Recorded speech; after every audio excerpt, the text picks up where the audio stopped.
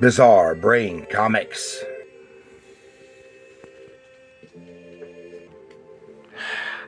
Hello, my comic book friends, and welcome to Bizarre Brain Comics. I'm Gary, your host, and this is where I like to take a look at some older comics, talk a little bit about the characters and creators, and examine the stories and the art. And this time, I want to take a little look here at Blue Ribbon Comics number 8.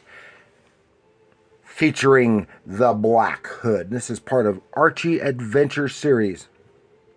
This was from 1984. But before we go into that, I want to remind you, my books are available. If you don't have one already, you can get yours. I have two books. That's Bizarre Brain Comics Anthology. Some humor and a little adventure. Some cartoon stuff. And then Bizarre Brain Comics presents Heroes, which is more like this. Is a little more mainstream, has some horror, mostly superhero type stuff, and they're both a lot of fun. They're each available for $7.99 on Amazon, or other can be got through other online book outlets such as Barnes and Noble online store. So that's that. So now,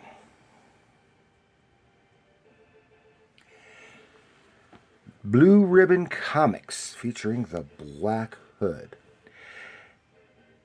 Okay, and Blue Ribbon Comics is the name of two anthology comic series from Archie Comics.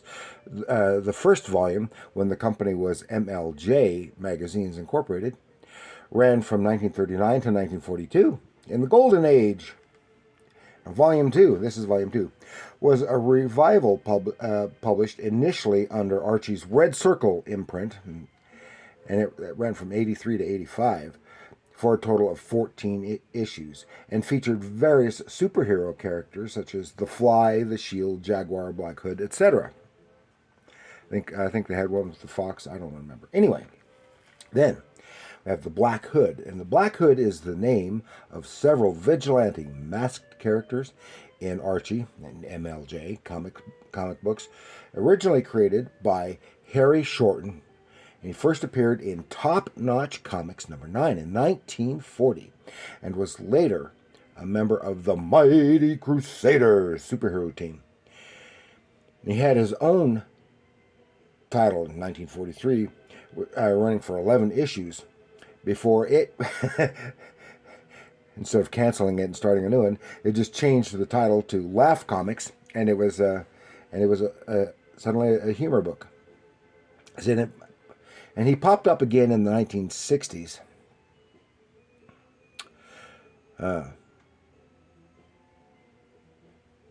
In the Mighty Crusaders. And then they were calling it Mighty Comics. Just for their superhero stuff. But it was still Archie. And yeah, in the Mighty Crusaders line. And then again in the 80s, when under the Red Circle imprint, Archie brought back their superheroes for just a few years.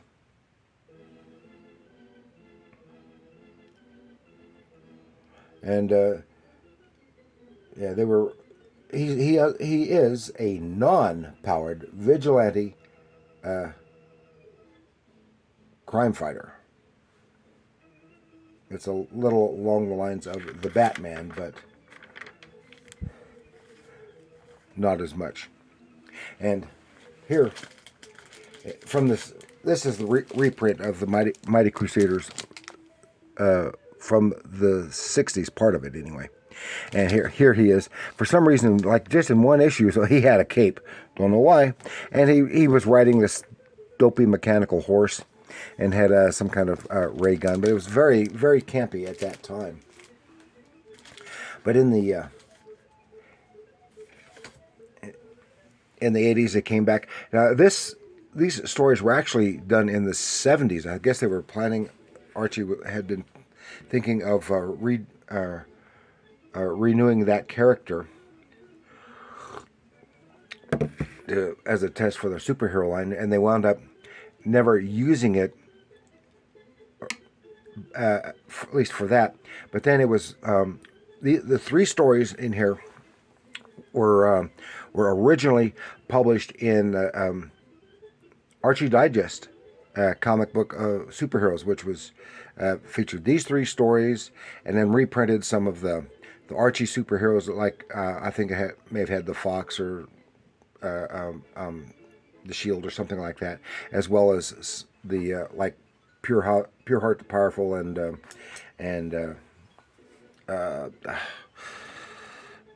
Captain Hero and stuff like that. So this is actually reprinting from there. I have that digest somewhere, but I couldn't find it.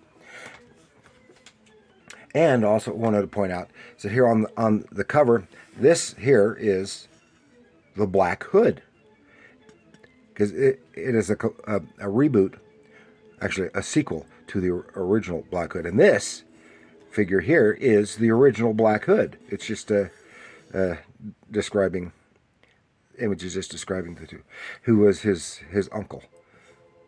This is Kip Berland, and the original Black Hood was Matt Berland. And featured in this issue with this nice cover by Rudy Nebres. So let's take a look. Gotta move my cup out of the way so I got room for my arm. Okay. Blue Ribbon. Yeah, this was originally I don't know what issue they changed, using the red circle, and I don't know when they just changed it to Archie Adventure Series. Now this story said three stories, with different writers and artists. And this first story is written and drawn by Gray Morrow, great artist. Did all kinds of things for decades. Did a lot in the horror genre at Marvel and in the Warren horror magazines, and a lot of science fiction stuff. He did the Buck Rogers newspaper comic strip for a few years, and he did some of what was it? Chilling Adventures and Chilling Tales of Sorcerer. I've forgotten the actual title now. Did a lot of artwork for Archie's horror title that only ran for a few issues back at this time. So that was good. So here, the Black Hood, and this story gets very wordy because it's an 8-page story, and it could and probably should be at least a complete issue. So it's very compressed. Editor Robin Snyder, I don't know, and colors by Barry Grossman, who I don't know, but written and drawn by Gray Morrow. So it's very compressed. Gives a lot of stuff. This is Kip Berland, who is a cop in some unspecified city, and he was he's a detective, and he was doing undercover work with some organized crime and corrupt officials and cops and the like. And he was getting the info, and they were intimidating potential witnesses, which is the whole thing. So trying to make him look like a fool. He wound up resigning his position, and he went to go see his uncle, who was retired and had also been a cop. And this is great stuff, because you can see it's just in silhouette aircraft here, but you can just see from that little interior there of the aircraft, and then the interior, the great draftsmanship with here on the interior of this cabin, and the drapery on the clothing. He just did some really marvelous stuff, including the detail on that gun belt and gun. And this is when his uncle Matt reveals to him for the first time that he was the Black Hood, and said their family had a long history of wearing the hood and fighting for justice going back centuries. Here's one back when it's kind of like a Zorro type character, and here is doing some stuff in the Middle East, so it's almost like the Phantom in a way. And of course, here's a Western version. And so he was originally the guy here in the blue and black and yellow. So he flies back again. Great draftsmanship on that aircraft, and he wants to.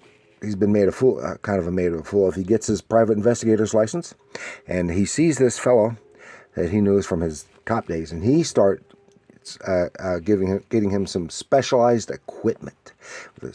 So. Sets up his business, and he's draining his personal finances. But then he's saying, "This is really, really wordy," in through here, and he's thinking, "Now, but it doesn't matter because the criminals are going to finance his operation." A little like the Punisher, and I think he was this version was partially inspired by the Punisher. And so he got a special bike, and he's starts off by going to see this lady who owns a fairly shady business in the first place, but she was one of the witnesses he had lined up as a cop. Of course, no one knows that he's the Hood, and her daughter has been snatched to keep her quiet. So he's talking to her, and she's, talking with her, and she doesn't want him to do anything, but he goes off to rescue her daughter, and he finds out where she's at, gets in, busts him up, grabs the girl, has his specialized equipment, takes off. They chase, and he gets the girl. So this is where, okay, this is the first part. She has got her lined up, so it's going to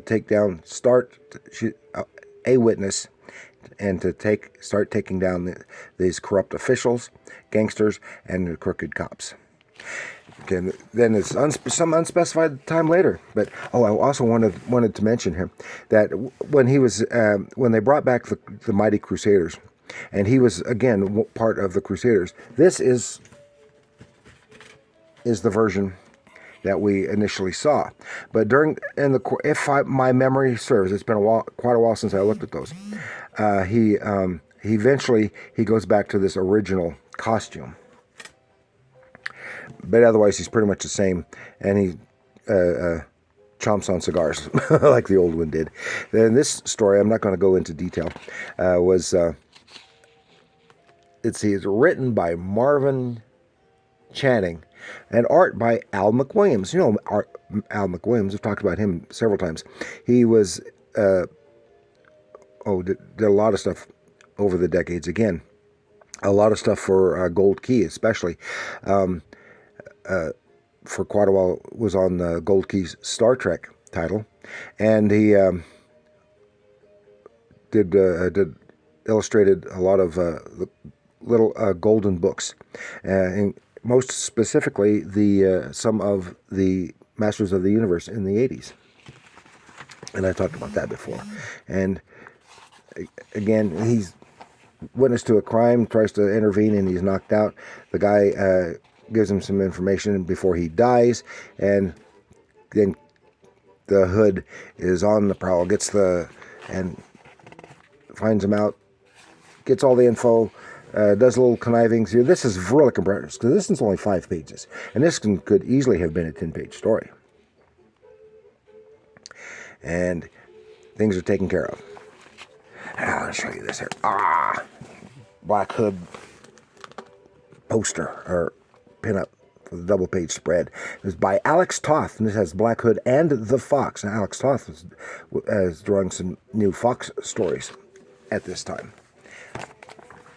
and I'll cover him another time. Then the last story is with the plot by Gray Morrow, and the script and art by Neil Adams and Dick Giordano. And to my knowledge, this is the only thing they ever did for this kind of this line. It just seems kind of funny. But and of course, because they worked together for quite a while on Batman stuff. And this is actually a longer story, and so it's not as compressed, and has a lot of good action,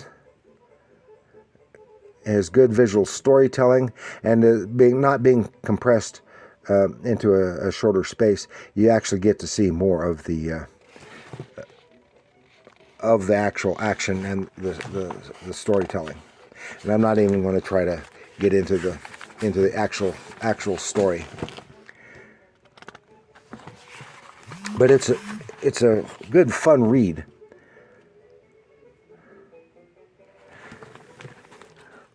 And a nice reintroduction to the Black Hood character. I think they did a very good revamp for the time,